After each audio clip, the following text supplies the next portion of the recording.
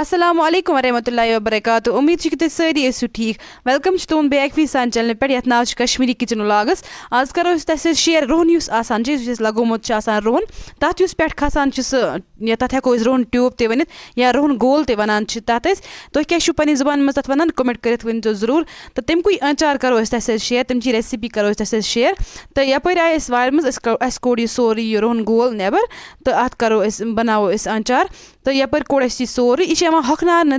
तो तम पे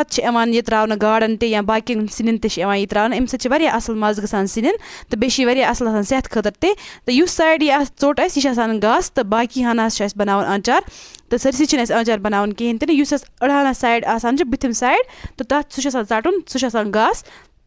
युस बाकी हना साइड तथ बनावन आचार तो यह षटोन सोरे करो अत लकट लकट हिस्स तो तम पे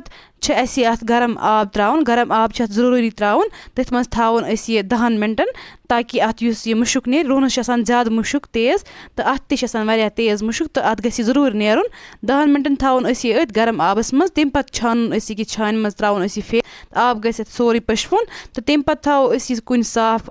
ये पे शीटस पे त्रावन शेरित तो ये गि 10 मिनटन गि असल पे खुशक तो तोतामत कर यह मसाल यप तैयार दान वाल नमित आसर चुबी नमुत बे नमुत यह जैन तो यह करोन रोस्ट तम पे दगोन यह तो अत बनाव असल पे पाउडर तो तम पे तुल 10 मिनट बाद यह रोहन गोल थोद तो असल पे यह गोमुत खुशक तो तम पे त्रो अकिस बानस मज यह मज मिक्स कर तो तम पे त्रो अत मज यह मसाल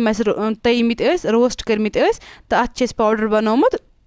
तो बे त्रो अत मज मरचांगन 3 चमचे अम चमचे सत तो बे त्रो नून 1 चमचे अमे चमचे सत तो कर असल पे गो चमचे सत मिक्स तो तम पे त्रो अत मज सरक लकट चमचे सत 2 चमचे तो हेकु स्किप ते या हेकु तुम अत मज लिम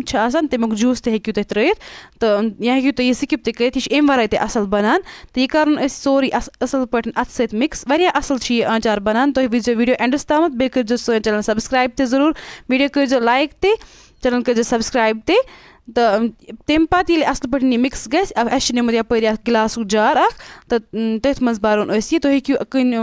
मेथ बान ते नित या कतरु बान ते हेकु तुम नित तो कोशिश गस कर या गस शीशु बानस मज बरन या कतरु बानस मज प्लास्टिक बानस मज गस बरन कहें ते सह ज्यादा आसान हार्मफुल सेहत खतर तो बे गस हमेशा ये कह आचार आस बरन तो सह गस फुल बरन बराबर हर तम अडलुक गस थवन बान कहें ते सह गसान खराब नत तो तम पे त्रो अत मज कर तील 2-4 चमचे त्रे मे चमचे सत यह हेकोन वह आचार इथे कन ते खेत 5-10 दुई तो यह तलन जरूरत कहें ते अगर तुम तील अत मज त्रो कहें तेल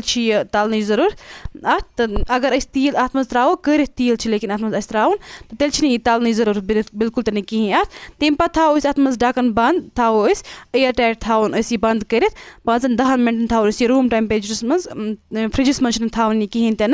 तो 5-10 दुई बाद वो तुम आचार कोता असल गोमुत वारिया असल गसान यह आचार वारिया मज गसान अत उम्मीद कर कि तुम यह रेसिपी पसंद आमत वीडियो कर लाइक बे कर सन चैनल सब्सक्राइब ते जरूर अल्लाह हाफिज़।